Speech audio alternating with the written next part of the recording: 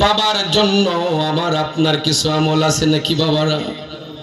হাদিসে এসেছে যদি কোনো ব্যক্তি নবীর জন্য চোখের পানি ছেড়ে দেয়, কিয়ামতের ময়দানে যখন জাহান্নাম ধা ধা করে জাহান্নামীদেরকে গ্রাস করবার জন্য গজরাইতে থাকবে, মানুষ ভীত কম্পিত হইয়া ছুটতে থাকবে আর জাহান্নাম ধা ধা করে আগে আসবে।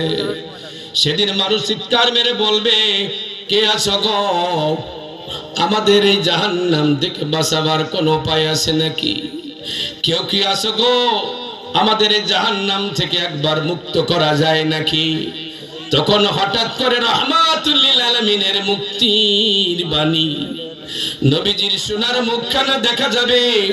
টুপলি একটা হাত থেকে বের করিয়া ছোট্ট করে হাতের লোকমাটা টুপলির মধ্যে দিয়া